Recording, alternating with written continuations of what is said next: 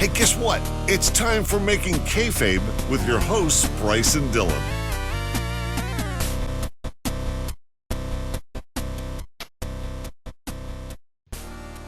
Hello, everybody. Welcome to the season finale episode of Making Kayfabe for Season 5. It is a big one. Last week, we gave you something phenomenal. Bryce showed you Sting versus The Undertaker.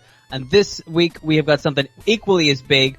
It's going to be the 4 horsewomen of the MMA versus the 4 horsewomen of the WWE. It's going to be incredible. And what a ride we've had so far. What a season it's been. The highs, there have been no lows at all. It's all been highs.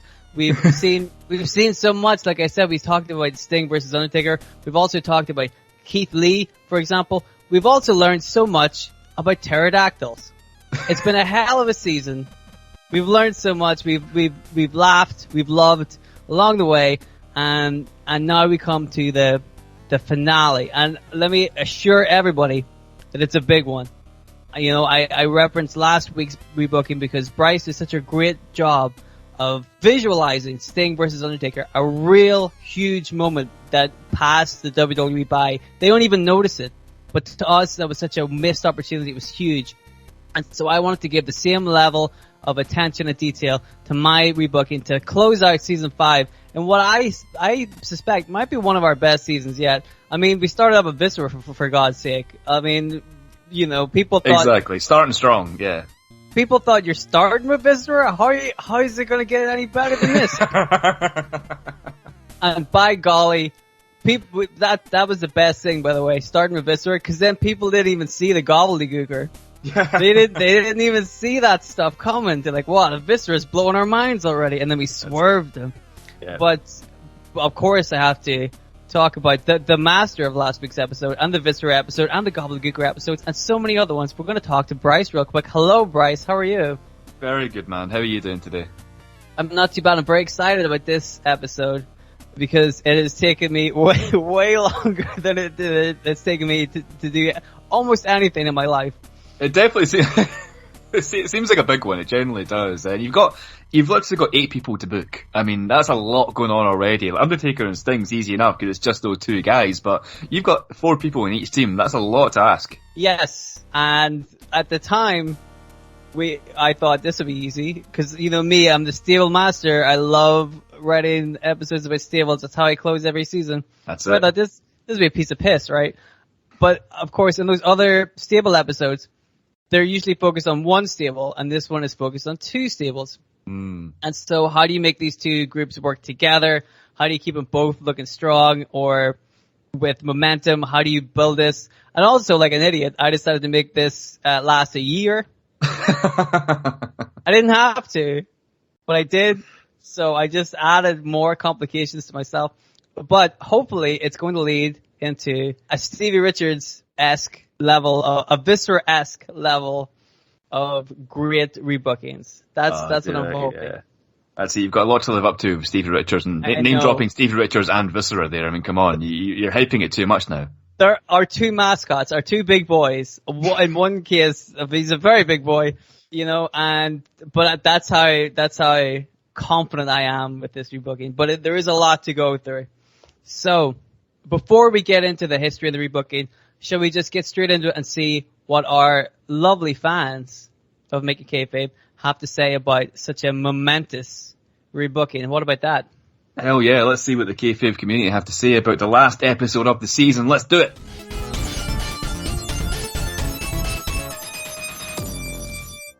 Let's see what the Kayfabe community have to say. Let me see. William Russell at Python_2014 was the person who guessed correctly that we were going to be rebooking the 4 horsewomen.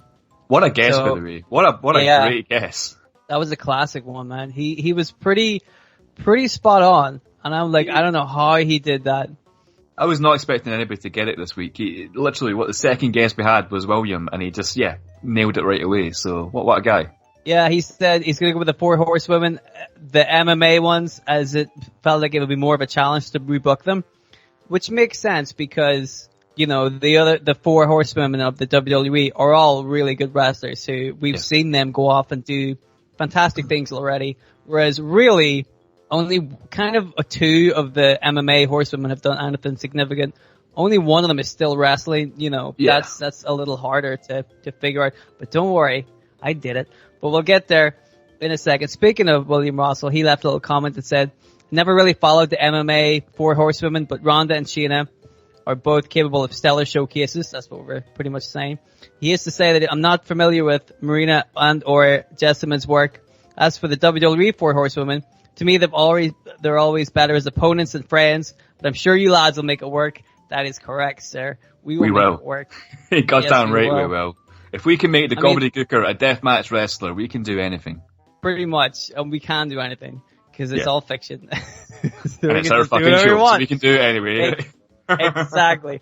But we still do make it make sense. I mean, there is a good reason why people aren't familiar with Marina Shafir and Jessamine Duke. It's because you never see them. Yeah. They haven't done anything. Exactly. Well, if only somebody had a... Yeah. Unless you follow UFC, obviously. They've had fights over there, obviously, but they've not done much of anything in the WWE, right? Exactly. Unless you listen to my rebooking, in which case we give them something to do. Ha ha ha. Aha.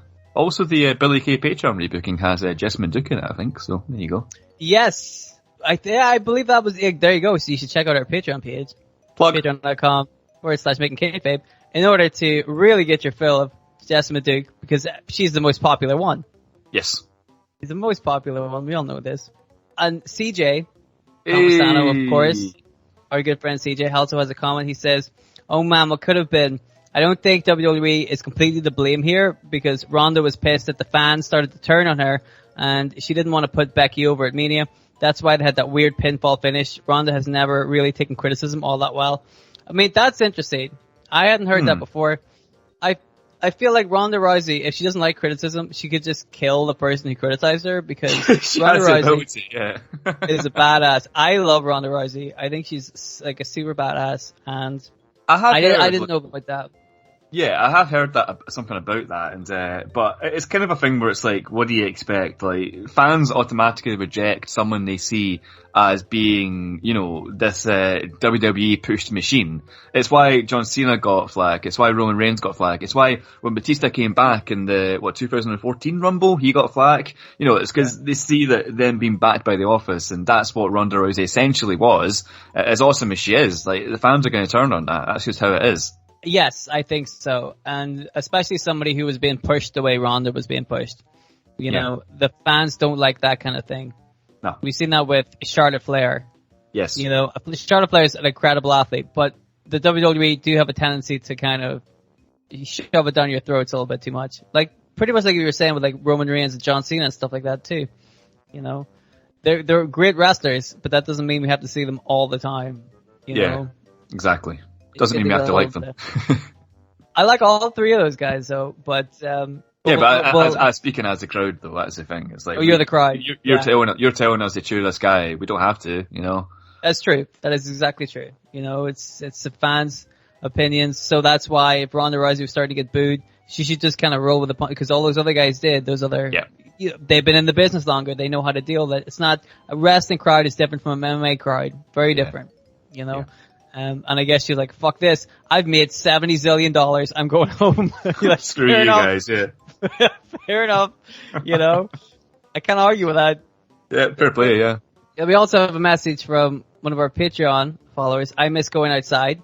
Hey. It says, the 4 horsewomen versus the 4 horsewomen, huh? Seems like a hell of a match to do. I'd guess the WWE 4 horsewomen and maybe Sheena would carry the in-ring business. So the real question is, who betrays their team? Because it's WWE, there's women, there's teams, so it's inevitable. Sasha Banks feels like a lock. Maybe that'd be too obvious. Maybe Ronda throws the other 3 to the wolves, turning them face. There's so many possibilities. There are so many possibilities. I miss going outside. You're a clever cat. Let me tell you. I wonder if any of that will feature in today's rebooking, yeah. Exactly. Now, that's some smart thinking, and I feel like obviously we're going to reveal those secrets momentarily, but that's some smart trying to second guess it, trying to get there before we get there, and those are some decent guesses. I got to say, they all make sense.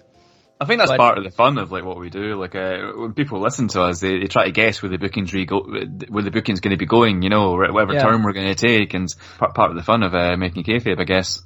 people were like, gobbledygooker, they're probably going to turn him into some kind of like technical Bret Hart kind of guy. And you were like, fuck that. I mean, that would have made more fucking sense though, because the guy who played him was a Guerrero, so I mean, that would have made total sense, but... Yeah, but he wouldn't have been able to do like a figure four leg lock with those, you know, his legs and his arms, they were too big. He wouldn't be able to like... legs, yeah, exactly. Exactly, he wouldn't be able to like properly lock in a submission, you know? It would look ridiculous, but hitting the guy with a chair, he could do that. Yeah, he can hold a chair, yeah. Yeah, easy. You know? So yes, thank you very much, everybody, for leaving us comments. Really appreciate them. And we read them all.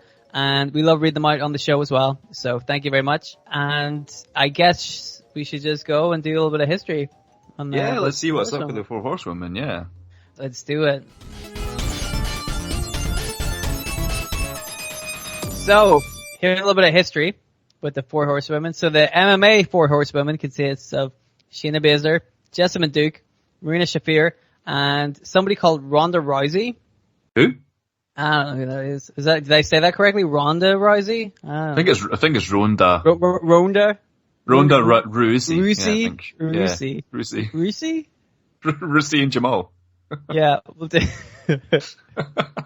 I just hear myself say, what was it? 3 minutes? 3 minutes, yeah. 3 minute warning, yeah. Yeah, I already forgot. Hey, dude, it's been like 20 years. Leave me alone. Anyway. That's actually, oh my god, you're right. That's like 2003. It was like 2000 and something. Yeah, I think it was 2003. Yeah. Good I feel old. That's for season 7. I wasn't expecting that reality check today. Fucking hell, 20 years. Don't think about it too much. Just don't think about it. But I know, I'll distract you with something else. For example, I'll draw attention to the fact that Jessamyn definitely isn't a real name. Oh. Jessamyn Duke, Jessamyn's not a real name. I mean, is it her real name or is it? I think so. Jessamyn. I'm like, nobody's called Jessamyn. I like the name Jessamyn. I think it's a nice name. Well, that's your name from now on.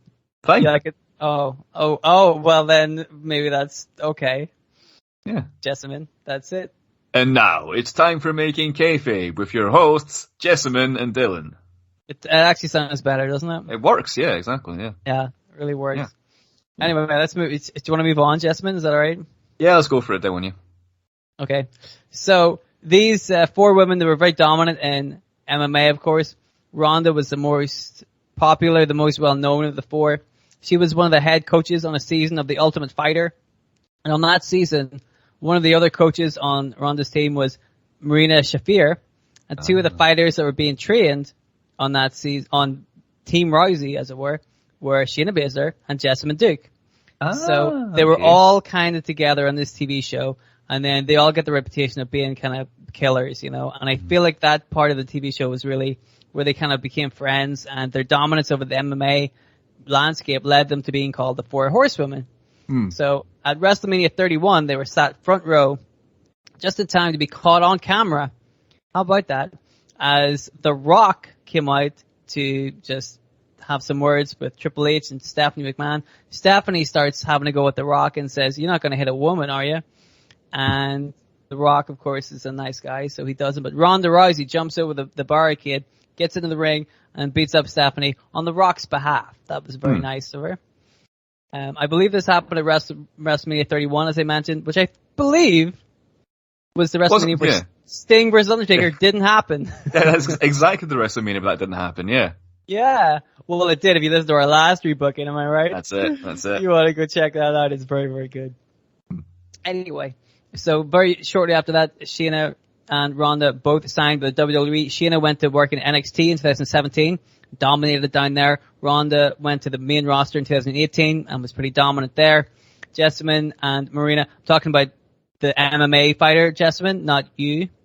Yes, maybe we should change your name. Yeah. This is getting confusing. What should we call me? What do you want to be called? Should we go for Bryce? I like the sound of that, actually. Cool. That sounds pretty good. Okay, so and now it's time for Making Kayfabe with your hosts, Bryce and Dylan. Yeah, that works actually, yeah. I guess it'll have to do. Yeah, okay. We'll roll with that, yeah. Cool. For this episode, you'll be called Bryce. Yes. And then for all the other episodes, this one. Yeah. you'll be called Jessamyn. Is that sounds okay? Good. Yeah, okay, sounds cool. good. Yeah. So from now on, whenever I say Jessamyn, I'm obviously talking about the MMA fighter. Okay, right. I'm glad that's cleared up. Yeah. Easy. See? Cleared it up. So Jessamine and Maria were signed to the Performance Center in 2018, and then they were released in 2021. Budget cuts! Hooray. After being signed, Ronda remained on the main roster from 2018 all the way until 2019, when she lost her Raw Women's Championship, and then she took some time off. She's yet to come back. She probably won't. Why would she? During her entire time in the main roster, the 4 Horsewomen of MMA never really appeared together. That's very interesting. You know, Duke and Shafir would occasionally be seen with Baszler in NXT between October 2018 and October 2019. They made a few occasional appearances on everybody's favorite segment of Raw Underground. Oh.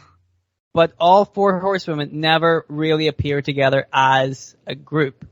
They were all at the all-female pay-per-view called Evolution in 2018. Shayna was defending her, she actually was fighting for and defeated Kairi Sane for the NXT Women's Championship after Duke and Shafir interfered on her behalf. So those 3 were kind of grouped together. And Ronda Rousey was defending her Raw Women's Championship against Nikki Bella. But they never appeared together as all 4 of them. Yeah. So I'm like, well, that's a missed opportunity. They were right there. You know, sure. The 4 Horsewomen of NXT, of course, Bayley, Sasha Banks, Charlotte Flair, Becky Lynch. All 4 women have appeared together. But again, never really, very rarely as a group. You know what I mean? They were the face of NXT for a long, long time. Like, male or female, it was really those 4 were, they had a good shot for being the face of NXT. Yeah. You know? And all 4 of them are arguably some of the most talented and popular people in the WWE. All 4 of them are incredibly talented. 100%. Yeah. So they were kind of grouped together, much like the other 4 Horsewomen, not, unofficially grouped together, and then that's what's interesting. They're not official stables, right? They're not like established stables, but they are known as the 4 Horsewomen, just from fans, I guess. Yeah. Yes, exactly. And so we get that, we all know what it means, even though it's not explicitly been said on WWE television. So, once the 4 Horsewomen of NXT made it to the main roster, only really Sasha Banks and Bayley would team together. They won the Women's Tag Team Championships twice and had a great storyline in 2020 that was actually a real highlight in the low period that was the pandemic era of wrestling. But their storyline was fucking amazing. It was so good. Yeah. So, like I said, much like the 4 Horsewomen of MMA, the 4 Horsewomen of the WWE were involved in the women's pay-per-view Evolution, Sasha and Bayley teaming together alongside Natalya to fight the Riot Squad, and Charlotte Flair and Becky Lynch fought each other in a last woman standing match. But as you can see, obviously they weren't referred to as a group, So I feel like there's a bit of a missed opportunity there. They've been in the WWE. There were chances for this kind of stuff to happen, and it never did. And that means, as you well know, that it is wide open for rebooking by the 2 most popular and handsome WWE rebookers of all time. That's you and me. Yes. I thought it was you and me. We made it. There, but it's me and you, yeah. We made the list. Can you believe that? Incredible. Speaking of incredible, now that we've done the history, do you want to hear the 4 Horsewomen versus 4 Horsewomen rebooking? I am genuinely so excited for this. You've been hyping this one up, not just on this episode, but in our chat over the last a couple of weeks. So I'm very looking forward to this. Let's do it. Okay, guys, strap in because this is going to be something else.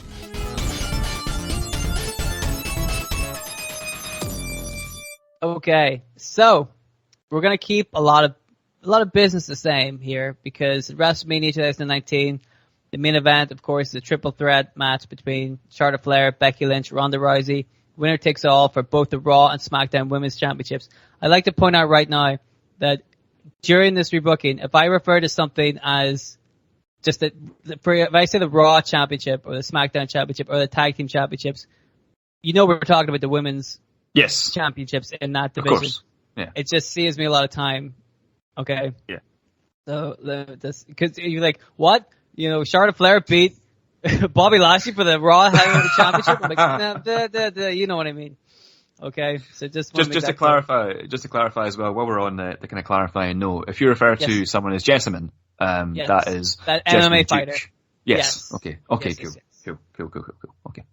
next episode, whenever I talk about Jessamine, I'll be talking to you, of course. Yeah, of course, yeah. Unless we're booking Jessamine Duke. In which case, you'll be talking about Jessamine Duke. I don't think I'll be doing it after this. I think this is going to be the best Jessamine Duke rebooking you're ever going to hear. We'll see. Not hard. So, as we know, at WrestleMania 2019, Becky Lynch wins that match. She wins both championships. 2 belts back. She's very happy about that. Obviously, Charlotte Flair is pissed off. She's a very jealous lady. We know this. Also, at WrestleMania 2019, Sasha Banks and Bayley lost the women's tag team championships to the Iconics. So, coming out of WrestleMania, those are the big storylines involving the women. Sasha and Bayley trying to win their belts back, and Charlotte and Becky Lynch feuding over the singles belts, right? That was what it was in real life. That's what it's going to be in this rebooking. Simple. So, coming into the Money in the Bank pay-per-view, Becky Lynch is scheduled to defend both of her championships on the same night because that's fair is fair. Yeah. Charlotte demands to be one of the challengers because she's not finished with Becky Lynch yet. She wasn't pinned at WrestleMania, and she wants revenge. Also, she's very bitter, and you know what Charlotte Flair's like. We all know this. So Becky assumes that she'll be defending the SmackDown Championship against Charlotte and the Raw Championship against Ronda Rousey. That would make sense, wouldn't it? But on the road to Money in the Bank, it's announced that Ronda Rousey is going to be taking some time off. She's going to go home. So both Charlotte and Becky kind of make fun of Ronda for practically giving up like that. You know, she loses one WrestleMania match and she goes home. Ridiculous. So we have to come up with a replacement very quickly. Let's say Lacey Evans, who really was Becky's real life Raw opponent at Money in the Bank. So it all ties together. Why else would I pick Lacey Evans? Right. So also for Money in the Bank in the tag team division, the Iconics are going to be defending their championship against Bayley and Sasha, the former champions, standard tag team rematch, you know. So at Money in the Bank, we're not talking about the actual Money in the Bank matches just yet. So we get the Money in the Bank. The women's tag titles match is on first. The Iconics figure out very quickly that they might be out of their depth against Sasha and Bayley. I'd say those two guys work so well together. However, near the end of the match, a masked lady creeps down the ringside, and while Bayley is outside of the ring, the masked woman hits Bayley with a lead pipe. Oh my God. Can you believe that? Rolls Bayley back into the ring, and Sasha sees this, tries to take advantage, tries to run after the masked lady to get some revenge. That's not enough. The Iconics take advantage. They see Bayley's down in the middle of the ring, lead pipe to the head. They pin Bayley. The Iconics retain the titles. So Sasha Banks and Bayley are pretty pissed off. Rightly so. We're going to move now to Becky Lynch and Lacey Evans. It's, decent match, but Becky Lynch is obviously taking advantage, kicking some ass. She ends up beating Lacey Evans, and Becky's waiting in the ring, trying to catch her breath, getting ready for her second title defense, whenever the same masked woman from earlier runs down to the ring, slides into the ring, but she's not alone. She's got a friend with her who also has a mask on. The two of them just start double teaming Becky, really beat the shit out of her. They finish it off with another lead pipe to the noggin. That means head, just in case you didn't know. So the officials and security come out, and that scares the masked ladies off. But they have to get the paramedics to look at Becky because she looks pretty rough. Charlotte comes out ready to have her match, but they're stretching Becky Lynch out of there. They has to go to take her to hospital. So the planned Becky-Charlotte match has to be postponed until a later date. Obviously, Charlotte Flair doesn't take this to heart. She's pretty pissed off about this, right? But no time for that. We've still got a pay-per-view to do. Now we're going to have the women's Money in the Bank match. So, this is probably going to be totally standard, but I'll just mention it for the sake of mentioning it, right? So, here we go. Let's say Carmella, Dana Brooke, Ember Moon, Mandy Rose, Sonya Deville, Naomi, Natalya, Nikki Cross. I think that's pretty much what ended up being the actual match. So they're all scheduled to be in this Money in the Bank match, but as all the competitors are coming out, it seems as if Dana Brooke is missing. She hasn't come out yet, but they just, but that's probably fine. End of booking. What we're going to do is we're going to start the match without Dana Brooke. Oh no, without Dana Brooke? What could this possibly be a success? What are we going to do? Well, fortunately enough, I think we'll soon figure out this. During the match, we find out that she's been ambushed backstage, presumably lead pipe to the noggin. Mm. But a replacement for Dana Brooke will be found before the end of the match. So everybody, including Charlotte Flair, assumes it's going to be Charlotte. So she walks out onto the entrance ramp, only to be stopped by whoever the authority figure is at the time. I don't remember who that was. So let's just say, oh, I don't know. Better pick a random name out of the old random name generator right here. Let's see what it says. Stevie Richards. Yes! Fucking get in there. Stevie fucking Richards. Yeah. Yes. So Stevie Richards tells Charlotte to go to the back because he already has a game changer of a replacement for Dana Brooke. No offense to Charlotte, but it could be way better than Charlotte. So obviously Charlotte's not happy with this. She's pissed off. Now twice she has missed out on an opportunity. Twice on the same show. She's not in this ladder match. She missed her title match and she storms off. She gets in her car and goes home. Right? You see footage of her getting into her car in a rage because she's going home. Right. And as she gets in her car and goes home, she's actually just about meets her replacement in the match who drives up to the arena. That's how much of like they could have used Charlotte Flair, but they thought, no, we're going to go with this idea instead. Okay. Charlotte Flair's replacement, or Dana Brooke's replacement, drives up to the arena, jumps out of the car. She's already in her gear. It's the current NXT Women's Champion, Shayna Baszler. Nice. What a big move that would be, you know? That's awesome. So she's ready to go. She's in her gear. She runs down to the ring. She notices that during the match, this Money in the Bank match, Mandy Rose and Sonya Deville were teaming up to try and help Mandy Rose win the briefcase, which I believe is what happened in real life. So Shayna Baszler comes down. She just starts, putting a stop to this because that's not cool. The crowd are excited to see Shayna, even though she's a heel in NXT, because they don't want to see Mandy Rose win. So they're excited about this. Plus, it's not Charlotte Flair, like we said.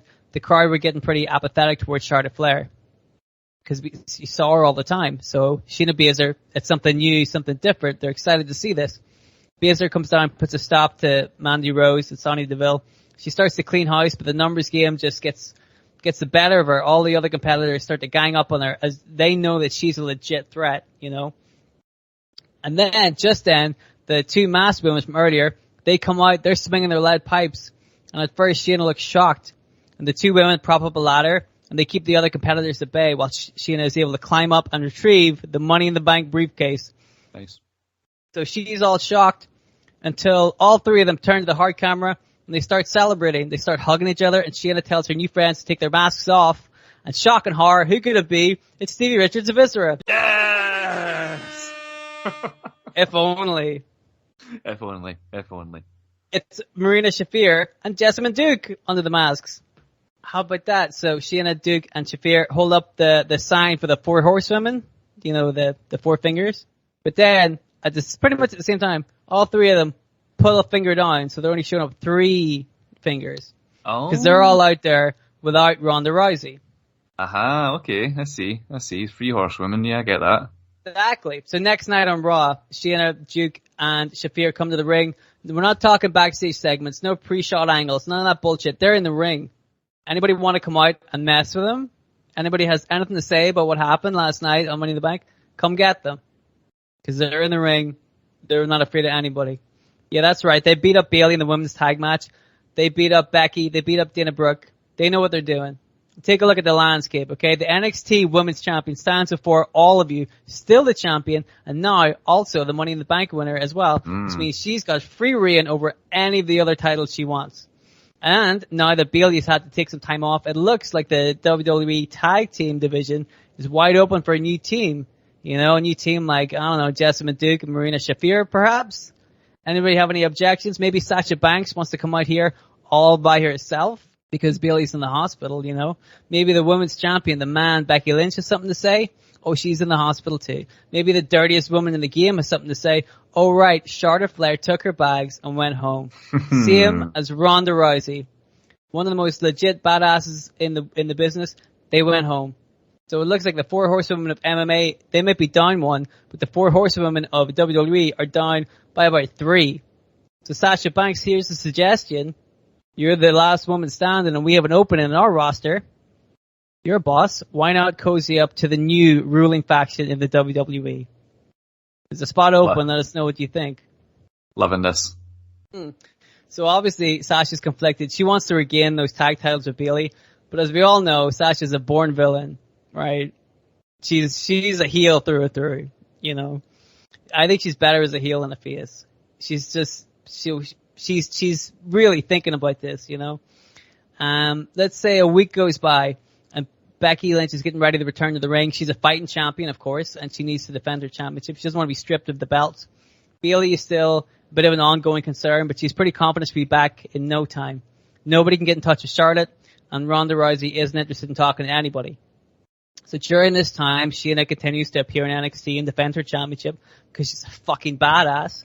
More proof of Shayna Baszler's badassery. Check out my rebooking of Shayna Baszler in season 3 of Making Kayfabe. It's good. Great rebooking. Thank you. So, Marina Shafir and Jessamine Duke start racking up wins against fucking who cares, because what is the WWE Women's Tag Team division? You know what I mean? They just start exist. Yeah. Right. Well, it did exist back then, I'm pretty sure, but yeah. So they just, yeah. Well, okay, so how about this? Dana Brooke comes back and she wants some revenge. So she teams up with Natalya to take on Shafir and Duke at the pay-per-view called Stomping Grounds in June. It's not a great name. Is that a real name? Stomping Grounds, yep. Was that an actual name for a pay-per-view? Yep. In the last few years? I believe that was the one after Money in the Bank in June 2019. Stomping. I mean, they can't all be great balls of fire, you know what I mean? Yeah, they can't all be seasons beatings. I mean, that's way better. That's a great name, yeah. Yeah. It can all be December to Dismember or whatever the fuck that one was. Was that what it was called? I think that's what it was called. It was definitely December to Dismember, yeah, the ECW one. Yeah. Which done very well. Historically, but done very well. Yeah. One of my favorite ECW pay-per-views. Let's take Elimination Chamber, let's put Hardcore Holly in there, and let's see what we do for ratings. Yeah. Let's have CM Punk not win. Yeah. Let's advertise 2 matches for a show, and then see if we get any buys. Let's book like 5 matches or whatever the fuck. Like, come on, man. Anyway, that's for a different time. That's for the December to Dismember rebooking, yeah. Yeah. Oh, that'd be a good one, actually. Yeah, we could do that. Like, we're getting ahead of ourselves here. We're talking about Stomping Grounds here, okay? Stomping Grounds. Yes. So we're gonna have that tag team match at Stomping Grounds. Shafir and Duke dominate the relatively inexperienced Dana Brooke and the more experienced Natalya. So they really put on a pretty good showing here. Make an example out of them. So we're gonna have Duke and Shafir go over this tag team of Dana Brooke and Natalya. Also on Stomping Grounds, the Iconics are once again defending their tag titles against Bayley and Sasha Banks, but of course Bayley still a bit woozy. Maybe she came back a little bit too quickly, and the Iconics once again take advantage of this, and they end up retaining their titles. So now Sasha Banks is getting pretty angry about this, having lost a bunch of tag title matches when it wasn't her fault. So Becky Lynch is, because she's a double champion, they've decided, and also because Stomping Grounds, obviously, stacked pay-per-view, so many great matches on that show. Memorable, yeah. Oh, we remember them all. But we don't have time to tell you about them. No. So, Becky Lynch is granted kind of like a bye for Stomping Grounds. She's not going to be on the show, but she has to defend her championships the week after that. Once on Raw, once on SmackDown. That's fair, isn't it? Because she's still a double champion. So, Becky Lynch returns to Raw, defends her championship against Alexa Bliss. We stand Alexa Bliss. Stand. And on SmackDown, she defends her championship. Put the belt on her. Not yet. And on SmackDown, she defends her championship against Carmella. So during this time, every so often, Shayna Baszler will taunt Becky Lynch, saying how, right now she's focused on NXT, but she's still got that contract that lets her cash in anytime, anywhere, whenever she wants. Becky has to look over her shoulder because Shayna took her out once already. She could do it again whenever she wants. Being a double champion is more trouble than it's worth because nobody's on their side. You think you got friends, but if Shayna took out Becky and took one of her belts, all the friends that Becky thinks she has will go straight for her, trying to take advantage of that, get that other belt off her. You know what I mean? You see, all the cards are in the hands of the Queen of Spades. Yeah? You gotta know how to gamble before you start rolling the dice, kid. And the 4 horsewomen, the real 4 horsewomen, have been gambling on themselves for years. Or more specifically, the 3 horsewomen. See, it's kind of ingrained in them to say the 4 horsewomen, but we all know there's only 3. Duke, Shafir, and Baszler, they're the cornerstone of wrestling right now. Ronda might have made a big deal in the MMA world, while the other 3 play second fiddle, but not in the WWE. In the WWE, they are taking every opportunity. They're making the most of every opportunity, and soon nobody will give a shit about Ronda Rousey. All they'll talk about is how legit Shayna Baszler, Marina Shafir, and Jessamyn Duke are, and that's because it's the truth. Becky Lynch doesn't respond to Shayna and her taunting. She just keeps on her own path and doing what she does. So the next pay-per-view is Extreme Rules in July. And once again, Becky Lynch has to defend both of her championships, and she has to oblige, which she does because she's the scrappy champion, man. You know? So she's going to defend her Raw championship against Asuka, and the SmackDown championship against Sasha Banks. And because it's Extreme Rules, one of these matches has to have some kind of gimmick to it. So the Raw match against Asuka is going to be a hardcore match. And because of this, Asuka manages to beat Becky Lynch. This is the first time Becky Lynch has been beaten in months. You're probably wondering, why does this happen? It's because I love Asuka, right? But also, trust me, okay? So is Asuka now the champion? Asuka's the Raw Women's Champion. Oh, cool. Nice. So Becky Lynch is devastated, but not as devastated as she is when Sasha Banks comes down to the ring. She's ready, she is full of fire, and she's ready to win her SmackDown championship back. And she's able to do that because of the beating Becky Lynch took in the hardcore match. So now, Becky Lynch went into Extreme Rules with both championships and is leaving Extreme Rules with no championships. 2 belts Bex is now no belts Bex, and she's not happy about this. So just to recap, Sasha Banks has taken the SmackDown championship, Asuka has taken the Raw championship. Okay? Mm-hmm. So that was Extreme Rules. And let's say a week or so later, the Iconics are ambushed by Marina Shafir and Jessamyn Duke, and a match is set for the next week on Raw, Iconics versus Duke and Shafir for the tag titles. And it's almost a cakewalk as Shafir and Duke dominate the Iconics and take the titles easily. And that adds more gold to the 3 horsewomen stable, now the tag titles and the NXT championship.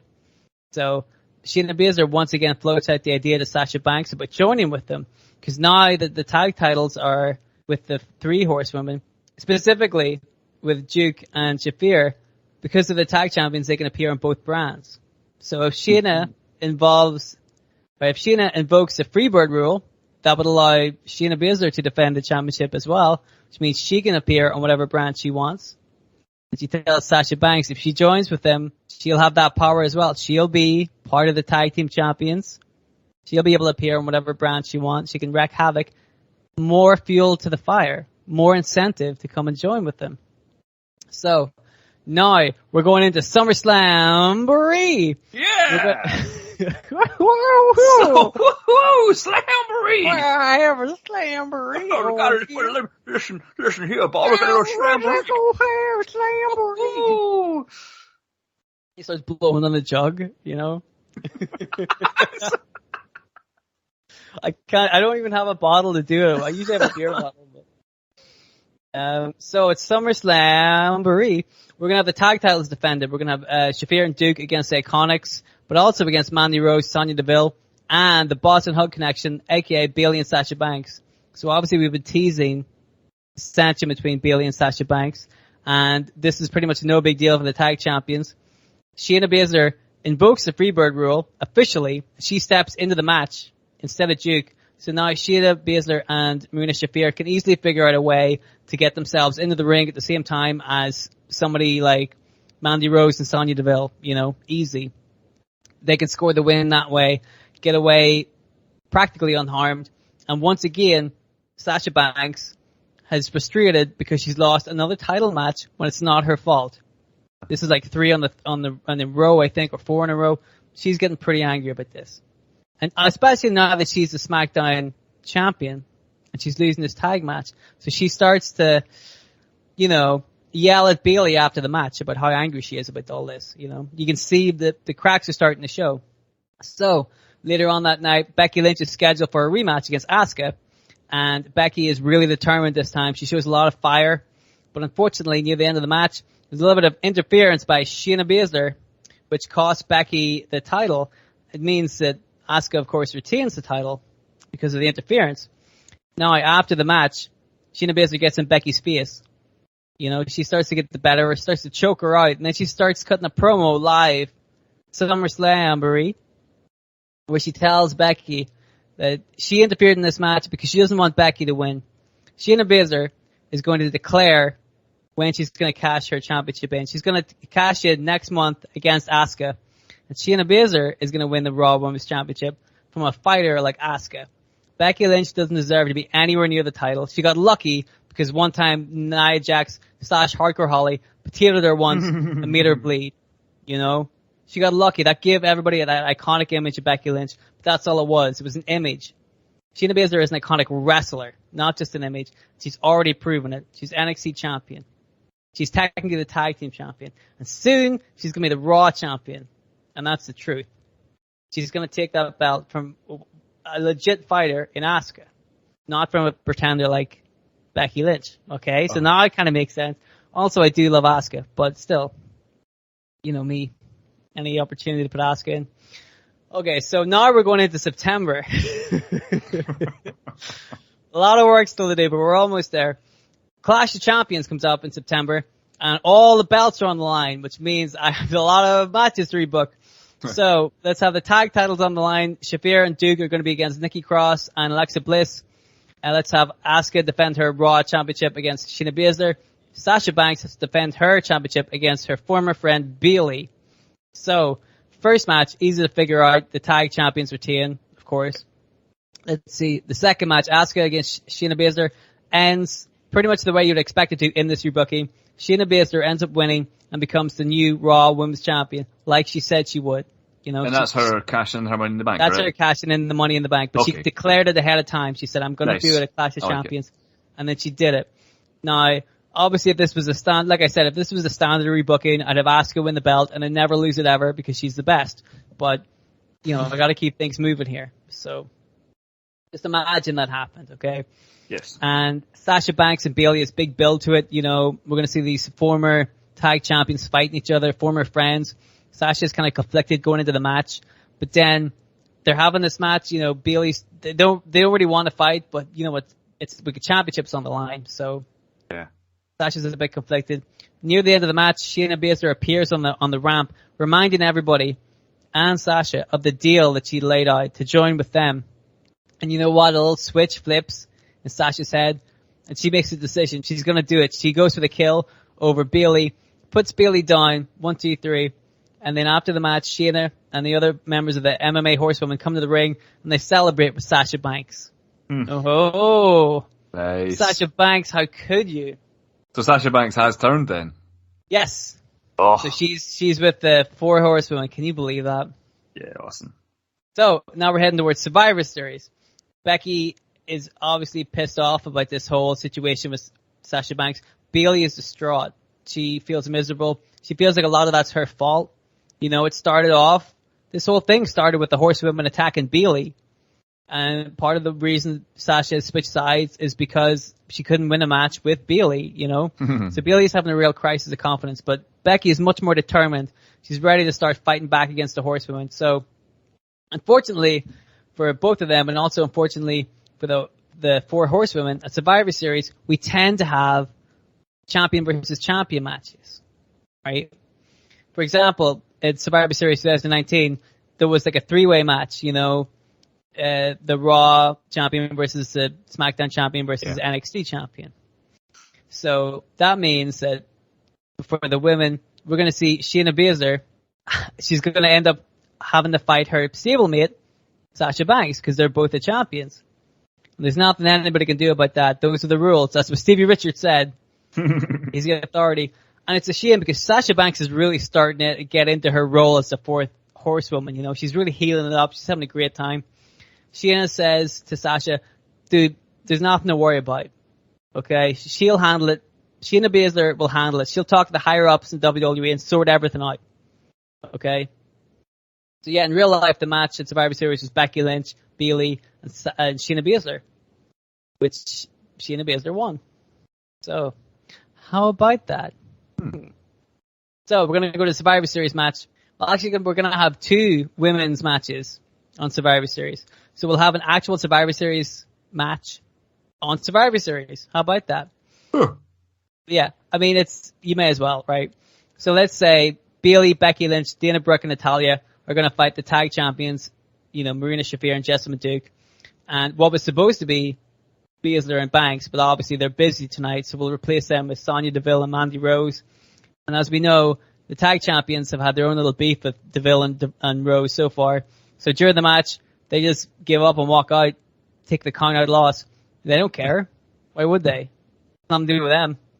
So Becky and Bayley's team obviously gets an easy win right there, but it feels a bit hollow. They didn't beat the Horsewomen. So later on, we're going to have Sasha Banks versus Shayna Baszler. And once they're in the ring, Shayna Baszler tells Sasha, don't worry about it. Like I said I was going to sort everything out, so I got it fixed with the higher-ups, okay? Just like I said I would. And what I did was, I made this match a title-for-title match, and I'm going to make it a no disqualification match.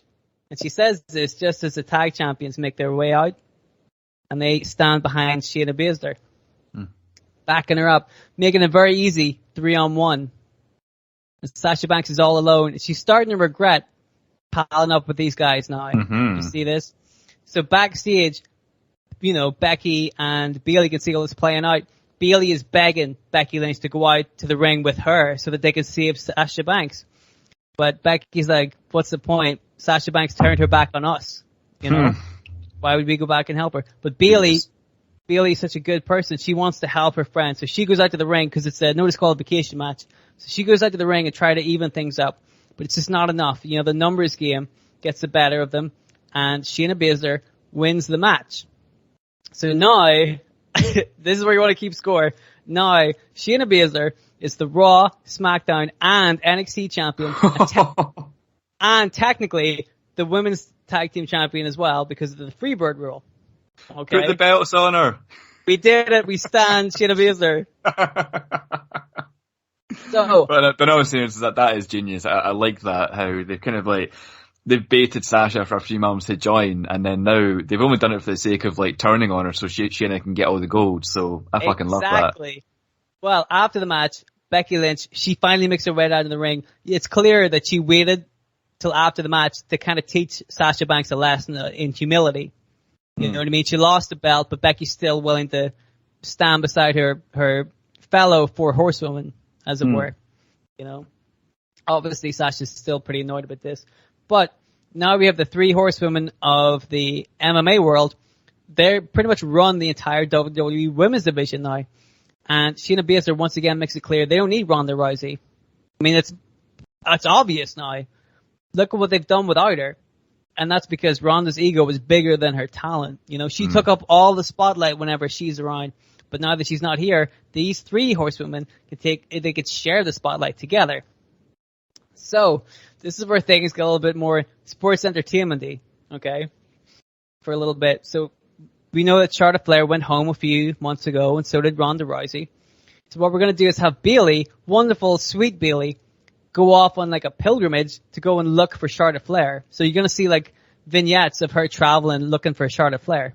Try and bring her back to the WWE. We need you, Charlotte. We need you and your talents to help us against the Horsewomen, And while this is happening, Sasha and Becky Lynch are going to continue the fight against the Horsewomen. So after a few weeks, after a few weeks of these vignettes, Bayley finds Charlotte, but Charlotte seems to be enjoying her retirement. She's not at all in a rush to go back. So Bayley changes tact, and she decides to go look for Ronda Rousey instead. So after Survivor Series is a pay-per-view called Tables, Ladders, and Chairs, because why the fuck not? Who gives a shit, right? Look, this is all nonsense. Stomping Grounds and TLC and whatever the fuck.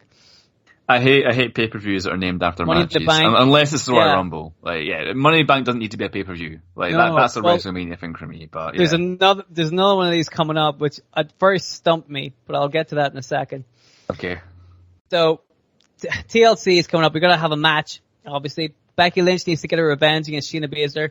and it looks as if that revenge is going to come pretty quickly. So the NXT officials aren't happy with Shayna Baszler being the NXT champion while being on the main roster. As you'll know, the other women that this happened to, Paige and Asuka, were called up while NXT champion. They had to vacate their championship. That's right. You're right. Yeah. Shayna Baszler has refused to vacate it and will continue to defend the belt, right? Which she has been doing pretty regularly, but still the NXT want the NXT champion to focus all their attention on NXT. It's not a outrageous demand. So, Shayna Baszler is going to defend her championship, her NXT championship, on an episode of NXT, because their match was bumped from the NXT War Games pay-per-view that would have been right before Survivor Series, because Shayna Baszler was busy for Survivor Series. Fair enough. So we're going to have an NXT championship match, and it's going to be Rhea Ripley, Shayna Baszler. It's a real scrapping match, you know what I mean? Rhea Ripley is no slouch. She's really bringing the fight. However, it's because of a well-timed distraction by Becky Lynch, who hops over the guardrail and distracts Shayna Baszler, that Rhea Ripley is able to take advantage, and she puts down Shayna Baszler, who has run roughshod over not just NXT, but the main roster as well. Awesome. And Rhea Ripley finally takes over the NXT championship from Shayna Baszler and starts fires a real shot in the face of Shayna Baszler right there. He's been so dominant. So obviously Shayna Baszler is pretty fucking annoyed. Becky Lynch runs off. So it seems like we're setting up a match at TLC. Becky Lynch, she's on Raw. Sasha Banks is on SmackDown. They both want a title match since Shayna Baszler has both belts. And again, that shows some of the tension between Sasha and Becky. It's decided, I guess by Stevie Richards, that Becky Lynch will get the Raw Championship shot in a TLC match against Shayna Baszler. But Sasha Banks will also get a title shot on that show in a standard one-on-one match. Okay, Ooh. So Shayna Baszler is going to be pulling double duty as a double champion, the way Becky Lynch was earlier in the show, or earlier in the rebooking. So at TLC, we're going to have the SmackDown Championship on the line first. Sasha Banks versus Shayna Baszler. Sasha Banks ready to get her hands on Shayna Baszler after the way Shayna has treated her recently. Shayna Baszler gets herself disqualified on purpose immediately, so she doesn't have to wrestle a full match. She hits Sasha Banks with a chair. Awesome. Sasha's taken backstage to be examined, as we now have the Becky Lynch versus Shayna Baszler TLC match. But Sasha Banks does a thing where she returns to ringside during the match. Now, is she going to help Shayna Baszler, who hit her with a chair, screwed out of the championship? But is she going to help Becky Lynch, who we've seen they've shown tension between them. They don't really seem to gel together at all. There's like a real grudge with those two people. You know what I mean? Like, for example, Becky didn't help her when she needed help with the champ. Bayley helped her, but Becky Lynch wouldn't help her save her championship. That's right. Yeah. So there's tension. All of this shit makes sense, right? Eventually, Sasha Banks pushes the ladder, knocks over Shayna Baszler, that allows Becky Lynch to win the Raw Women's Championship. Nice. Even though she didn't want to, she helped Becky Lynch win the championship. So now, in the space of a couple of weeks, Shayna Baszler is down 2 championships. She's pretty pissed off about this, but it shows the 4 horsewomen of the WWE starting to get the momentum back, right? So, meanwhile, while all this is happening, Bayley has found Ronda. So, at first, Ronda Rousey doesn't want to see Bayley, but Bayley explains that Shayna Baszler has been just running rampant over WWE and bad-mouthing Ronda Rousey at the same time, talking about how we don't need her, she's just a big ego, all this shit. This riles up Ronda Rousey. So she says she's going to come back to the WWE with Bayley to sort this shit out, right? Whew. So this is great. we're almost done. Almost on page 2. I'm not trying. I'm genuinely loving this, man. I'm fucking invested in this. This is great. But a week later, Monday Night Raw, Shayna Baszler comes out. She's ripping on everybody. She's mad that she's lost her belt. And guess who should arrive on the scene? Ronda Rousey. So Rousey just goes straight down to the ring, storms to the ring, ready to rip Shayna Baszler's head off. The tag champions stand in between Shayna Baszler and Ronda Rousey to stop that face-off happening. We have a war of words. Ronda making it clear that she's back to put a stop to Shayna Baszler. And Baszler makes it clear she doesn't really care about Ronda Rousey. So clearly we're gearing up for a one-on-one match at the next pay-per-view, which would be the Royal Rumble. Ronda Rousey versus still the SmackDown champion, Shayna Baszler. Sasha Banks get involved, saying that Ronda can't just hop the line for a title shot. She hasn't been here for half a year. Almost a full year. Sasha Banks deserves that spot. She got screwed out of the belt. She's still part of SmackDown. Ronda Rousey was part of Raw before she left. It's not fair. But Ronda makes it clear she just wants to get a revenge of Shayna Baszler, right? She doesn't even care if it's a title match or not.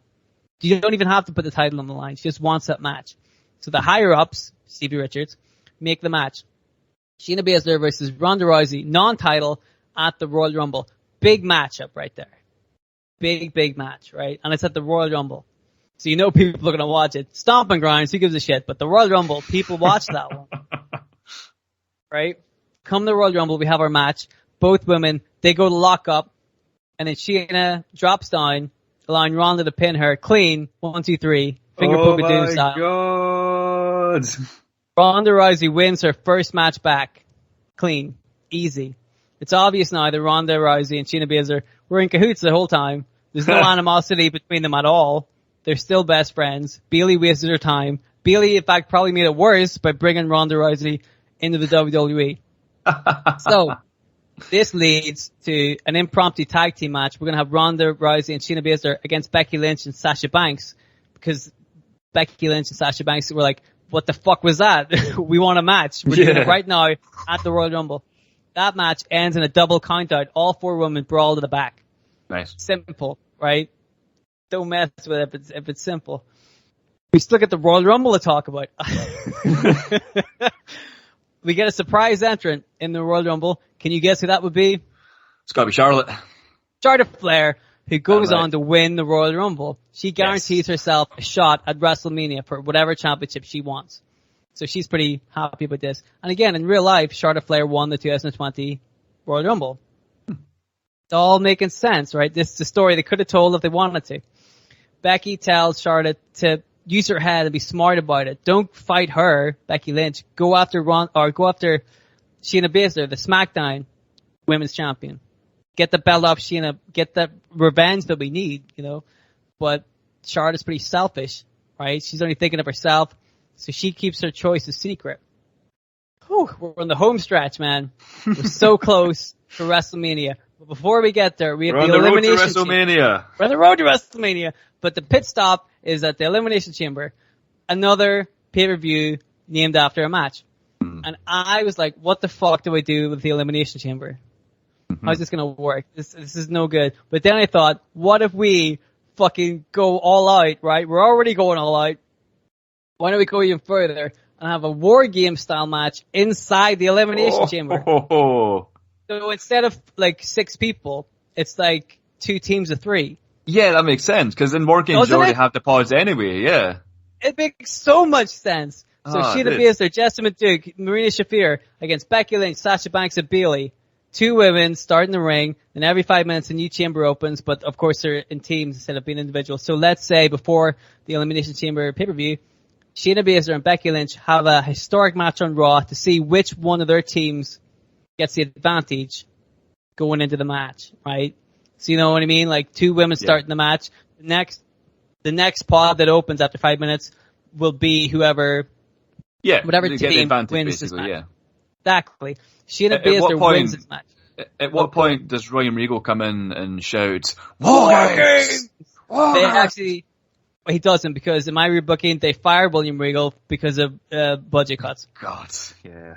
I had to afford Stevie Richards. Yeah, well, that's it. You got to fire people to afford Stevie Richards these days. He's an expensive man. I think I made the right choice. I think so. Surely I'm not the only one who would look at Stevie Richards and William Regal and think it's got to be Stevie Richards. Oh, dude, honestly, who needs Adam Cole, Keith Lee, Samoa Joe, William Regal, Bray Wyatt, Braun Strowman, etc. when you've got Stevie Richards? Stevie Richards. Yeah. See, that's what we've been saying the entire time. Exactly. So Shayna Baszler wins the match against Becky Lynch. She's getting a bit more, heat back on herself. And that gives her team the advantage. So now we're going to go into the Elimination Chamber match. The Elimination Chamber match is going to start off with Bayley against Jessamine Duke. Okay? Bayley does her best, but after 5 minutes, the next pod opens, and it's Marina Shafir because, Shayna Baszler won the advantage for her team. So now it's going to be 2 against 1. Becky Lynch comes out after that, just as the women's tag team champions eliminate Bayley. So it's the tag champions versus Becky Lynch now. Next pod to open is, of course, Shayna Baszler's. So now all 3 of them triple team Becky Lynch until Sasha Banks' pod opens. Sasha gets in, eventually finds a way to eliminate Jessamine Duke. Becky later catches a sneaky surprise roll-up pin and eliminates Marina Shafir. That'll leave Shayna Baszler right there with Becky Lynch and Sasha Banks. Shayna Baszler is pretty angry about this, but as they open the door to let Shafir out, Ronda Rousey tries to get in. Becky starts, trying to stop Ronda Rousey from getting in, but that distracts Sasha Banks, which allows Shayna Baszler to take advantage of that distraction and choke out Sasha Banks. So now it's Becky Lynch and Shayna Baszler left as the competitors in the Elimination Chamber. Sasha Banks has to leave the cage, but on her way out, as she's walking past Ronda Rousey, somebody runs from the back and hits Ronda Rousey around the back of the head with a chair. Who could that be? Charlotte. It's Charlotte Flair. Charlotte Flair attacks Ronda Rousey, throws her into the cell, then she runs into the ring, into the cage, with chair in hand, cracks Shayna Baszler over the head, allows Becky Lynch to score the 1-2-3 for that team. So Becky and Charlotte Flair are standing in the middle of this Elimination Chamber, and they're staring daggers at each other. Oh. Yeah, I know, it's so good. So, next week on Raw or SmackDown or whatever the fuck, doesn't matter at this point. Who cares? It's all the same shit, right? So, on one of the shows, it's made clear that Charlotte has made her decision. She's going to fight Shayna Baszler 1-on-1 at WrestleMania, and then she's going to win the SmackDown Championship. Since none of her other associates could do it. And they've been having such problems against Shayna and the crew. Charlotte Flair swans in and does it no problem. So all of the members of the 4 Horsewomen of MMA aren't happy about this. Ronda Rousey wants Charlotte Flair 1-on-1 after the attack at the cage. Becky Lynch doesn't want this 1-on-1 match to happen either, because she has a better idea, which she brings to Charlotte, and she tells the whole world, and this is what this entire rebooking has been leading up to. So WrestleMania is coming up. Why don't we have a proper match to settle everything? Think about this. Here's the proposition. The 4 Horsewomen of the MMA world versus the 4 Horsewomen of the WWE world. A 4-on-4 match. Winner takes all. Nice. Becky Lynch's Raw Women's Championship against the WWE Tag Champions held by Duke and Shafir, and the SmackDown Championship held by Shayna Baszler. If Shayna Baszler's team wins, then Ronda Rousey wins the Raw Championship from Becky. And they're all the champions. If Becky Lynch's team win, Bayley and Sasha Banks are the tag champions once again. Charlotte gets her SmackDown Championship, just like she wanted. So Charlotte is still technically getting a title shot at WrestleMania. But this way, they can all get their revenge on the 4 Horsewomen. Amazing. Charlotte begrudgingly accepts, since she gets what she wants either way, right? She's selfish. She's like, I'll take it. And the other 4 Horsewomen accept because they want to get revenge on the 4 Horsewomen of the WWE after what happened at Elimination Chamber. You see, it all adds up. Yeah. So, finally, after an entire calendar year, after roughly an hour of podcast, we arrive at WrestleMania, and we have set up the 4 Horsewomen versus 4 Horsewomen dream match. We've given everybody a time to shine. Everybody has had a key point to play. We've built up Shafir and Duke as legit tag team champions because they needed that. They were the 2 that had nothing. We built them up as legit tag team champions, right? Shayna Baszler looked like a beast. Everybody already knows how good Ronda Rousey was, and she hasn't lost a match since coming back. I mean, she's only been in one, and it wasn't a real match, but it doesn't matter. Records are going to say she's still, 1-0. On the flip side, Becky Lynch looks like a scrappy blast kicker, the way she is. Bayley looks great as, like, the sympathetic kind of babyface, the one who tried to bring Charlotte back, the one who tried to bring all the 4 friends together. Sasha Banks keeps looking like a legit boss, you know what I mean? She's always looking out for herself, but also palling around with Bayley and having Bayley's back. She keeps that side of her. Charlotte keeps her pretty Flair-ish, selfish streak. You know, she doesn't get damaged by this storyline at all. But also, we gave the fans a break from Charlotte. She went home for a couple of months. So people got to have a break from Charlotte. So when she did come back, they're into her again, right? All this shit makes sense. It all makes sense for Ellen. So what I would do, obviously, you have the 4 horsemen of the WWE win. The big win, belts are all back in WWE land. And then from here, Ronda Rousey can just take time off again, right? Like, if we only had Ronda Rousey for, like, a little couple of months, I think we've used her effectively because we built her up to a match. We've been able to put some other people over, and she only had to work, like, a couple of events. And then she can go home again, you know? At the same time, you got legitimate badasses, incredible heels in your women's division and your women's tag team division, which is something the WWE sorely needs, something I've given them because I'm fucking amazing at this, right?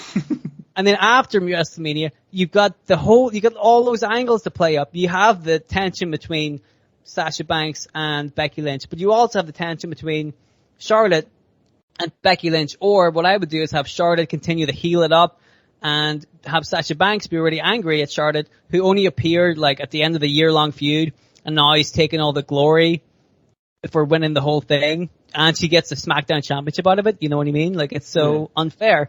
So there's a storyline right there. You know? It all makes sense. The one thing that I would do in this storyline, and this is the end of it, is WrestleMania 2020, of course, happened around the time of the pandemic. And so it happened with no fans. The only thing about real life that I would kind of, because we always try to play to real life and take in the circumstances. The one thing I would legitimately change just for this rebooking is that there are fans at WrestleMania. This is WrestleMania. There are fans. After this, fucking pandemic it all you want, right? I don't give a shit. But this WrestleMania, fans see the 4 horsewomen versus the 4 horsewomen. They finally see Ronda Rousey's last WrestleMania. This big, long, awaited 4-on-4 tag team match. And then they can fuck off to the Thunderdome all they want. You know? And that, my friend, is the end of the booking. I'm gonna lie down. Oh, God. Oh, man, that was pretty good. Kayfabe Tombola? Yeah, let's do it. Fucking I mean, like, you're like, it's shit. I didn't like any of it. I don't like Charlotte. Let me go through my notes here because I've got a fair bit. But good Your God, notes to say Stevie Richards with a thumbs up. I'm just written Stevie Richards 100 times, yeah. And then like I've drawn like an air horn. So yeah. I don't know what that means. But yeah, basically, dude, that is a fucking incredible storyline to end season 5. God, there's so many things. I mean, like, the initial kind of thing I wrote down was how I loved the handling of, you know, Sasha Banks joining the 4 horsewomen, the MMA 4 horsewomen, because like you kind of mixed up the factions, which I don't think anybody expected coming into this. That was totally weird, and like the reasoning for Sasha to turn heel was legitimate too, because she was sick of losing, but at the same time, she wasn't being fickle. She didn't turn immediately. She stayed with Bayley because she's her friend, but eventually they kept losing, and just lots of bad shit happened. So, you know, you made her human essentially by, you know, saying she got sick of it. So she joined the winning side, and then just, I was in the middle of writing that note, and you just had Cena fucking turn on Sasha Banks, which was even more genius. I was like, fucking hell. That's incredible. And like having Shayna just basically being like the fucking the ace of the women's division, because she holds the NXT, SmackDown and Raw titles, which is absolutely insane. And like I could see it work as well, because Shayna just has that. We spoke about it in the Shayna episode. Shayna has that badass look around her, and she could legitimately, you know, somebody tuning in to watch wrestling for the first time would see Shayna holding on the belts, and you'd think, yeah, fair enough. She looks like a badass. There's not a whole lot of women that you could do that with, but Shayna Baszler is one of them. You couldn't do it with Dana fucking Brooke. All respect. all respect in the world to her, but you just couldn't. You absolutely could not. But Shayna has that badassery, and oh god, what else? Like, Shayna, I loved it. I think it was was this the Royal Rumble or TLC? I can't remember which one it was, but Shayna had the matches against Sasha and then Becky, and she DQs herself in the first match, which is just. The TLC, I love that because that's just a heel being a genius and like one step ahead. You know, I love that. A big fuck you, basically. But then Sasha got her own back. Shayna got what was coming to her by Sasha interfering and helping Becky win. So that's it. Classic heels getting their comeuppance. Finger poke of doom, genius. Loved it. Especially with Bayley, like, going out and doing all these segments of, like, trying to recruit Ronda back to her team so they can beat the evil faction, and then just Ronda is just part of the evil faction anyway. That was genius. And it's just, fucking hell, man. It's awesome long-term booking you would never see in WWE, to be honest. It just makes me so sad that, like, we've written a fair few stories about WWE now, and, like, a lot of them are kind of long-term booking based, and, like, just, the amount of talent they have, and they refuse to do anything that lasts beyond like a month or two, unless it's your Roman Reigns or whatever. There's so many cool stories they could tell, but yeah, just WrestleMania as well. Winner takes all is the perfect way to end it. It just is.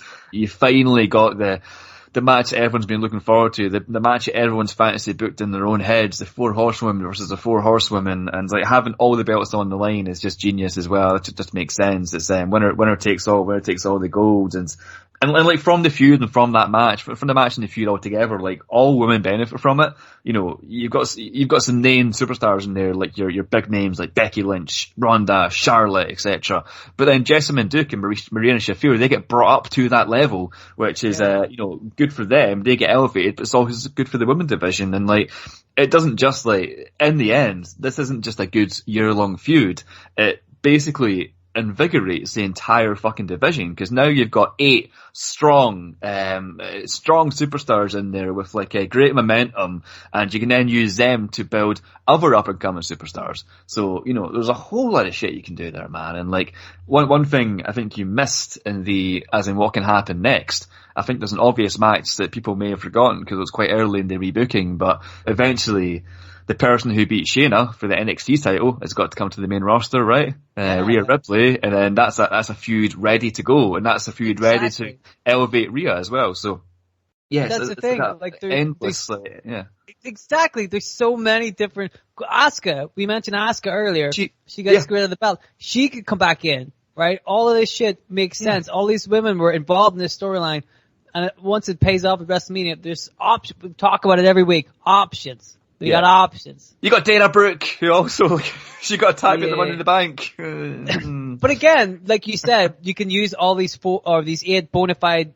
main eventers now to build up people like Dana Brooke if you need to. You could, absolutely could. It's right there, you know? I mean, we wouldn't get a lot of like negativity, but yeah, she's okay. That's what I mean, like, we wouldn't necessarily put Dana Brooke in there, but the WWE might, but the options there. You could, and it would make her a star, yeah.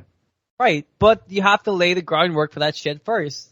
Yes. Which I think we did in the storyline, you know? Oh my goodness. I liked it. Thank you. It took me 7 years.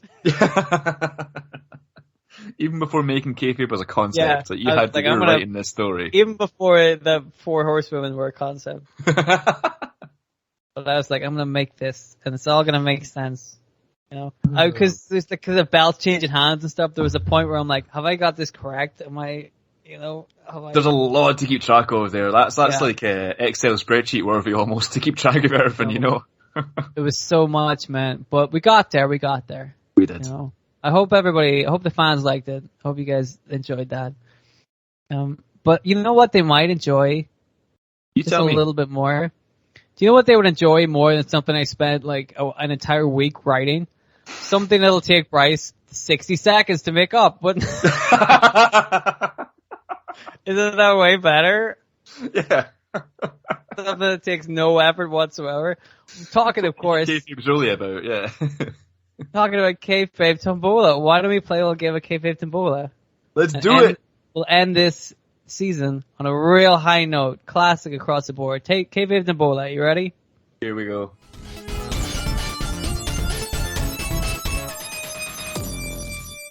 Alright folks, a wee update. So those of you who have listened to Making Kayfabe for a while now know what's coming next. Of course, that absolute banger of a fantasy booking Dylan just did was the final episode of Season 5, and as per Making Kayfabe tradition, we're going to take a break and go quiet for a wee bit while we refresh and prepare some new awesome content for you guys.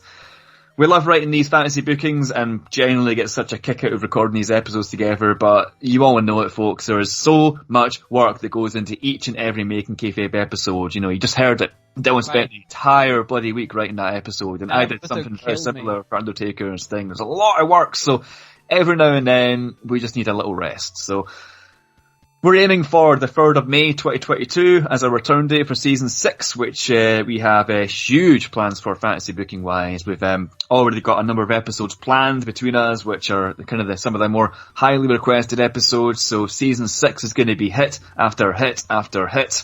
And of course, we will still be releasing regular content on the Patreon for all of our awesome subscribers over there. So if you're on Patreon, you're not going to miss us too much. You know, we've got some cool shit planned for there too. And speaking of Patreon, you know it folks, our Patreon page is live and bursting at the seams with exclusive content. I mean, look at it this way. Generally, a Making Kayfabe season has 12 episodes, right? This one had 13 technically, but there are 12 episodes on Patreon which aren't available anywhere else. So you basically got an entire season's worth of content on there. You've got Mr. McMahon as ECW champion. You've got Samoa Joe. You've got a feud between Walter and Brock Lesnar. You've got Naomi getting involved with Roman Reigns in the Bloodline. You've got Dustin Rhodes, AEW retirement. There's so much, and literally folks, even if you signed up for 1 month for £5, it genuinely does help us keep the lights on. Even if the smallest percentage of our listener base committed to just a month on Patreon, we would basically erase all of the running costs this podcast has annually. So yeah, if you're curious, check it out folks. It's patreon.com/Making Kayfabe. That's patreon.com/Making Kayfabe. Anyway, we're not even fucking done yet. Is it time for Kayfabe Tambola, my friend? Yeah, let's play some Kayfabe Tambola. Yeah. Alright, so, after that monumental rebooking, we're going to play a little game of Kayfabe Tambola. If this is your first time listening to Making Kayfabe, you picked a good one. You picked the longest one. Stevie Richards being GM will make no sense whatsoever. Yeah, you might want to go back and listen to all the other 50 episodes for any of this to make sense. For context on that, yeah. Yeah, so Stevie Richards? Really? I didn't even know he was... I didn't know he was with the WWE. I'm like, well, he is in our life. In our hearts, you know. In our hearts. But, yes, you picked an excellent episode to start with because we're going to play a little game of Kayfabe Tambola. If you're unfamiliar with Kayfabe Tambola, it is a little game we play at the end of every episode.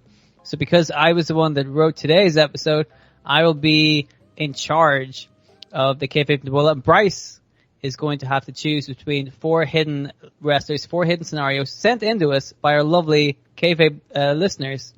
You can send us their suggestions at Making Kayfabe on Twitter. Thank you very much. Make sure to follow that for all your Kayfabe news. It's very important. And Bryce is gonna have to select 1 wrestler and 1 scenario from these 4 random choices, and then he will have 60 seconds to tell me and the rest of the Kayfabe universe. Because it's the Kayfabe universe now. Is it a universe now? Fucking hell. Yes. It's not even a community anymore. It's the entire universe. Oh, it's the universe. I mean, if the WWE can have the universe, we can have our fucking universe. It's a different universe. It's a better bigger universe. Yeah. Stevie Richards is king. Yes. And Mister is still alive. And everyone's heard of Reno. Yes. Former WCW Hardcore Champion Reno. The best. Style icon. Yeah. Reno. We're all familiar with Reno. So, that's the gist of Kayfabe Tambola. It couldn't be easier. It'll make sense in a second. So, today's final Kayfabe Tambola for Season 5 has been sent in by Justin Perot on Twitter. At Justin_Perot. He has started listening to us with the Warhorse episode and has stuck with us ever since. Excellent choice, my friend. Top man. Love that episode. We made Warhorse into a real fucking killer. We did, yeah. But you did. I was here. And TNT was very thankful for it, yeah. Yeah, didn't he give you like a new car? Yeah, something like that, yeah. Oh, was it a new car or was it absolutely nothing? I think it was the latter. Yeah, the latter. Yeah. We're still waiting on that car. Still waiting on that retweet or that like. Yeah, it's either a car or a like and retweet. Whatever approach you take. The like and retweet would be much less expensive for you, Warhorse. You might want to think about that. Yeah. Because he's definitely listening to this. He better be. This is the second horse we booked this season. That's true. Before wow, it's a very horsey. Yeah, it's a very horsey season. Yeah. Yeah, well, horses and turkeys. Yeah, and it's a stable you've booked. A stable. Yeah, a stable where horses live in live. stables. Yeah. Yeah. Unbelievable. It's a whole farmyard thing. We really just love farms. Let's get Barnyard Brawn on the case. As seen in our Patreon episode, all about Barnyard Brawn. You want to check that out, my friends. Well, shameless plug right there. Shameless. We have no shame. No shame. No. So, Bryce, I would like to ask you to pick a letter number combination. Let's see what Justin's got for me. I'm going to go for the final episode of season 5. I'm going to pick the number 3 and the letter B for Jessamine.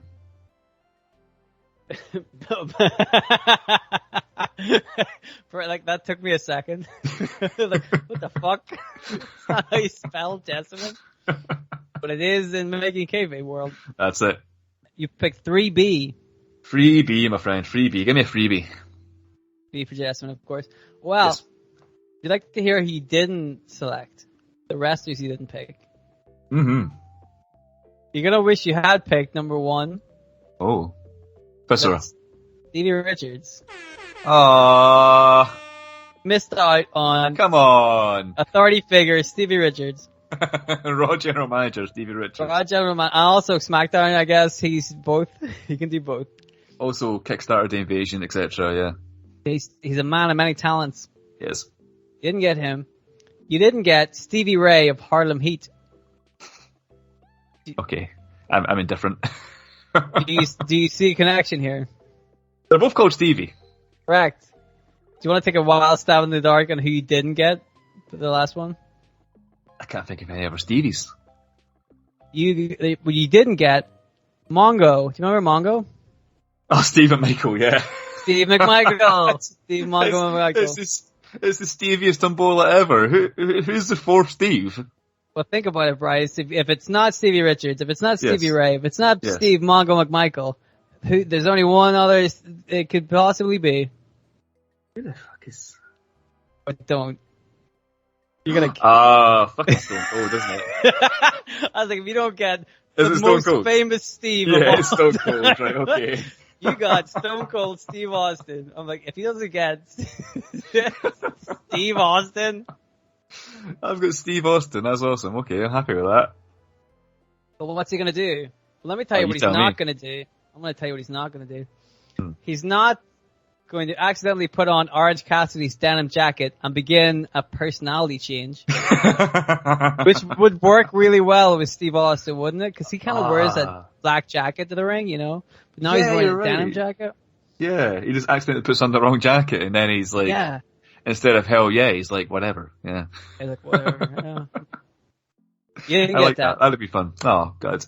Too late. You can't have that. But you'll probably like this one too.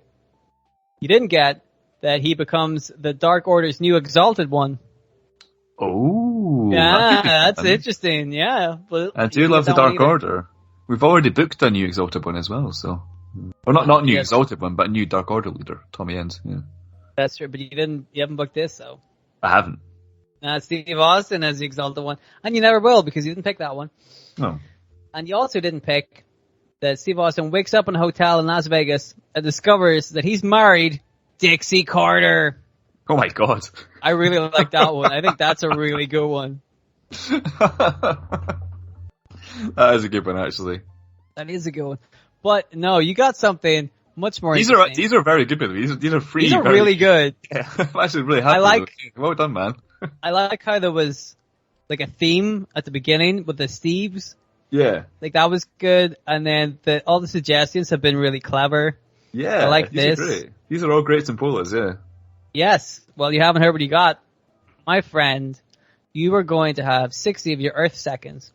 Tell me, and the entire Making Kayfabe universe, all about Steve Austin and the time that he got into a fender bender with Haku?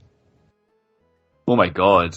Like a death sentence then. You're familiar with Haku? I'm familiar with Haku, yeah. So Steve Austin fucking dies, basically. Yes. Well, you're familiar with a fender bender, like a car accident. Kind of like, bumps his car or something. Yeah, okay. Yeah, okay. Yeah, I know fender bender, yeah. Okay, that sounds good. Yeah. I mean, like, fender bender, do you want to, like, destroy the whole car or just, like, give it a nudge? It's up to you. Yeah, okay, we need to find out. Haku. So Stone Cold gets into a fender bender with Haku, aka Meng. Exactly. Couldn't be easier. Could it be easier? Maybe, but we don't have to worry about that because we're getting this one instead. So 60 seconds to do this. Are you ready?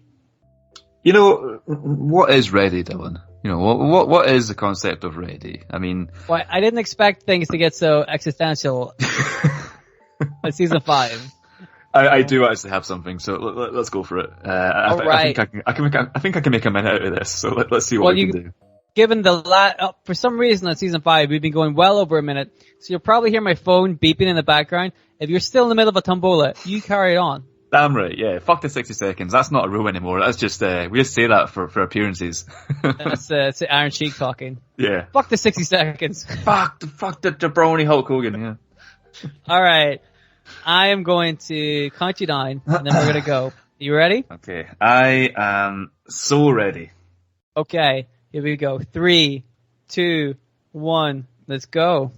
Alright, so Haku's been having some trouble with the law. You know, because he's Haku, he ran over some guy who looked at him wrong, so the police have given him a warning, so don't do that again, you know? But anyway, Haku doesn't want to go to jail, so he's been hanging about with his good friend Rikishi. And if you remember, they were a tag team in the late 90s or something. But anyway, they're doing what Rikishi and Haku do. They're joyriding through the arena in Rikishi's new car, and Haku is behind the wheel, and they're having a really good time, but suddenly they turn a corner and they crash right into Stone Cold Steve Austin. So, not in his car or anything, just Stone Cold. He's crashed into Stone Cold, and Stone Cold's lying there on the ground, not moving, and Haku freaks out because, if you remember, he was told that next time he runs someone over, he's going to jail. But Rikishi has an idea. So Rikishi says, listen, friend, don't worry. I've got this. We'll just tell everyone it was me. You get yourself out of there. I'll ask Mr. McMahon to fire you. I'll say I did it for The Rock, and we'll forget this all happened. We'll blow it all under the carpet. And yeah, if you go back to the WWE Network and see what happened around Stone Cold's return in 2001, then you'll see that's exactly what happened. It's not even a tombola, it's just real life. I'm telling you what WWE didn't tell you. So that's the story of Haku getting into a fender bender with Stone Cold.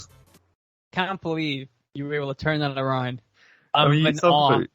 Yeah, I mean, Stone Cold and a fender bender, he got hit by a car. That's like the storyline, right? So, yeah. I should have seen it come. It wasn't until like halfway through where I'm like, where's he going with this? And I'm like, oh, penny dropped. and then the car. Oh my goodness. You're too good. You're just too good. You see that? I'm not gonna lie. I'm pretty proud of that. Justin, you did your best to stomp Bryce, and my goodness, he just came out swinging. Thank you very much to Justin Pro for sending that one in. Really appreciate it. And like we said, all of these tombolas have been sent in by the lovely Kayfabe universe. Kayfabe multi-universe, intergalactic, planetary universe. Multiverse. Yes.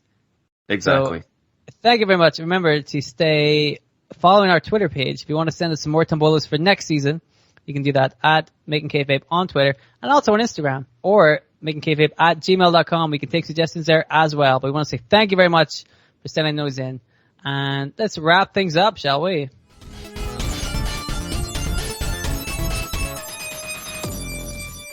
So that's another season in the books, my friend. That's another season done. That's the 5th season, man. It's incredible. Can you believe that? 5 seasons, over 60 episodes.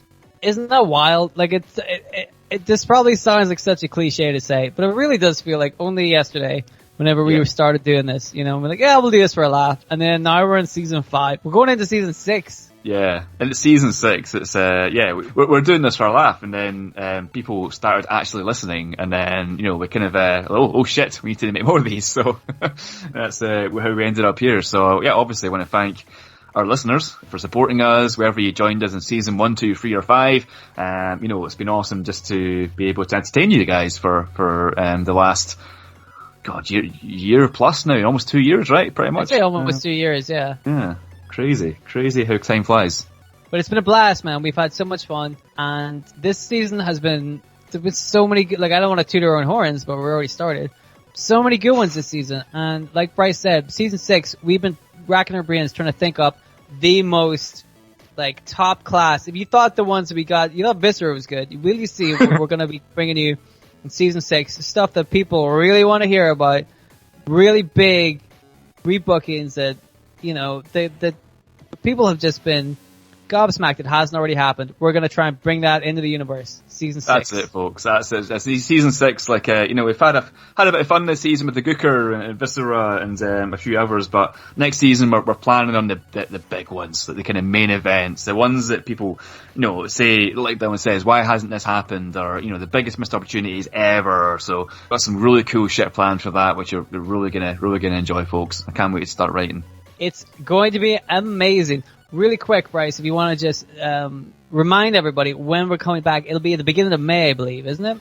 Yes, we're back on the 3rd of May 2022, folks. So just over 3 months, basically. A standard kind of break for us, just to refresh and take a little break before we start coming back and getting these awesome rebookings done, folks. So thank you for your patience over the next 3 months. There is the Patreon page. I know we plug it all the time, folks. I know you're probably sick of us saying, but signing up there helps us out. You get some awesome bookings back for your money. And it's what you can listen to while we're gone, I think, because 12 episodes will cover you 12 weeks, which carries you nicely over the bridge to season 6. So yeah, if you fancy it, folks, patreon.com/Making Kayfabe. That's patreon.com/Making Kayfabe. Plus, in between now and May, there will be new rebookings going up every month. There'll always be some new stuff for you to check out. So I think it's worth your time and attention. Just even check it out and give it a little share around, let the people know. But I think we've taken up enough of your time today. We've really done a number. I'm getting sleepy. That's a long episode. That's a good close to season 5. Yeah. A fucking brilliant storyline, massive long-term booking, epic rewarding finish, and a fucking I don't want to toot my own horn, but a great tombola to finish it off as well. I agree. Thank you to Justin for that. That was great. That's it. We wanted to give you guys a really good fitting finale. Well, it's been an amazing season. You guys deserve it. You guys have been so good to us. We wanted to return the favor, which I think we've done with this one and the Sting Undertaker one. And all the ones from season 5, really. I think we've done a really good job. But, yeah, that's it. Anything else you want to say? Just thanks, guys. And we'll see you in a few months. Yes, thank you very much, guys. We love you. We will see you soon. Goodbye.